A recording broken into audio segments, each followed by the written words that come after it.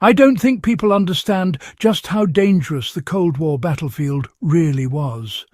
Cold, silent, and relentless. The enemy in many Cold War military operations wasn't always on the other side of the fence. Sometimes it was beneath your feet, seeping up through snow, ice, and frozen soil. Soldiers didn't just need weapons and uniforms, they needed protection from the earth itself. On the battlefields and border posts of northern Europe, Siberia, and remote Arctic regions, heat loss into the frozen ground claimed more lives than firefights ever did. Understanding how soldiers survived in these extreme conditions isn't just history. It's a survival lesson every enthusiast and expeditionary adventurer should know.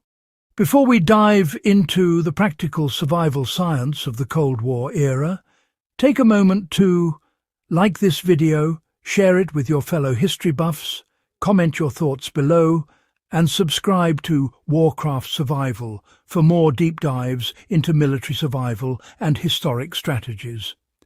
This is where the past teaches us the most about staying alive in the harshest conditions. Most guides on extreme survival focus on clothing, tents, and sleeping bags. But in sub-zero environments, these comforts can't perform alone. The real danger is conductive heat loss, when your body warmth is siphoned straight into the frozen earth. Soldiers could be bundled in down-filled sleeping bags and heavy coats, but without proper insulation between their bodies and the ground, hypothermia would set in before dawn. The ground doesn't negotiate. It simply steals your heat, and once it's gone, no amount of layers can recover it. This is where the sleeping mat, an unassuming strip of foam or rubber, became a soldier's most critical piece of equipment. While it may appear insignificant, it was a product of careful engineering designed specifically to resist the relentless pull of freezing ground. These mats weren't about comfort, they were about life. Cold War engineers didn't simply make thicker mats. They studied materials that performed in extreme conditions. Closed-cell foam was revolutionary because it resisted water absorption, maintained shape under weight, and retained insulating properties even when frozen solid. Compare this to a wool blanket. Once wet, it becomes a heat sink, stealing warmth rather than preserving it.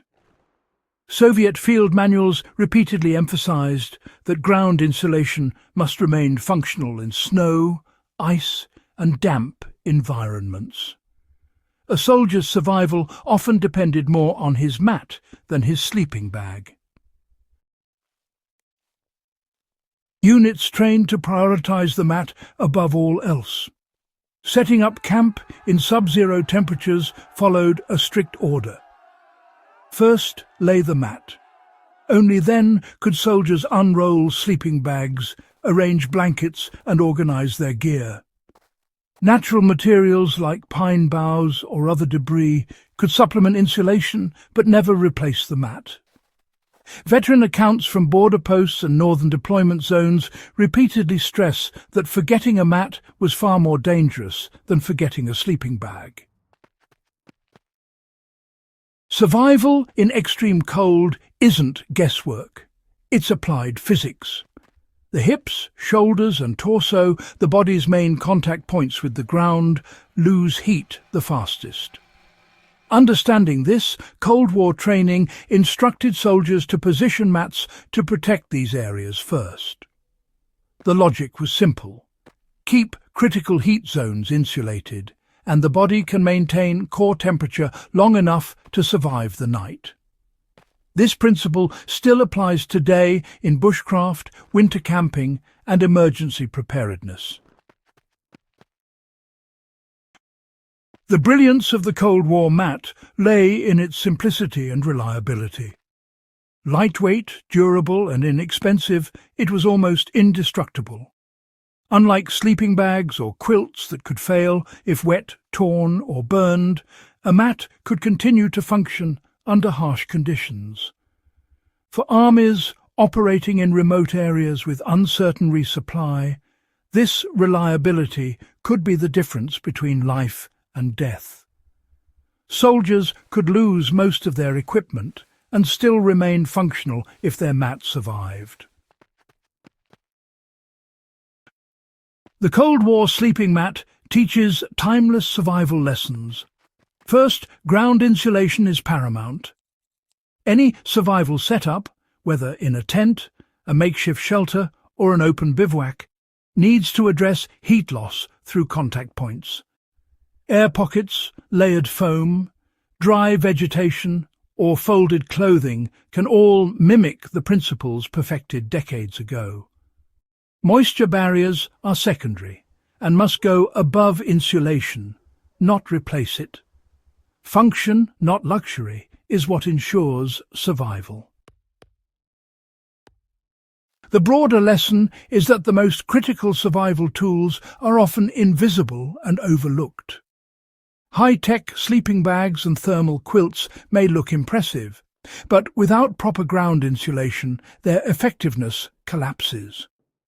Small, simple, portable tools applied consistently outperform complex gear that ignores fundamental physics. Understanding the Cold War sleeping mat gives us insight into survival, military logic, and practical history. These mats were not just pieces of gear. They were evidence of knowledge earned under some of the harshest conditions on Earth. For historians, they represent the ingenuity and discipline of soldiers and engineers. For survival enthusiasts, they are a reminder that simplicity, consistency, and understanding the environment can solve even the toughest problems. The ground beneath us doesn't care about our gear. It doesn't negotiate, it doesn't yield. But by studying the past and applying lessons learned from Cold War soldiers, we can protect ourselves against one of the most invisible yet deadly threats. Survival starts from the ground up, and the mat is where it all begins. If you've enjoyed this deep dive, don't forget to like, comment, and share this video. Subscribe to Warcraft Survival for more survival insights and to keep uncovering the hidden strategies of history. And remember, staying warm, staying functional, and staying alive always begins with understanding the earth beneath your feet.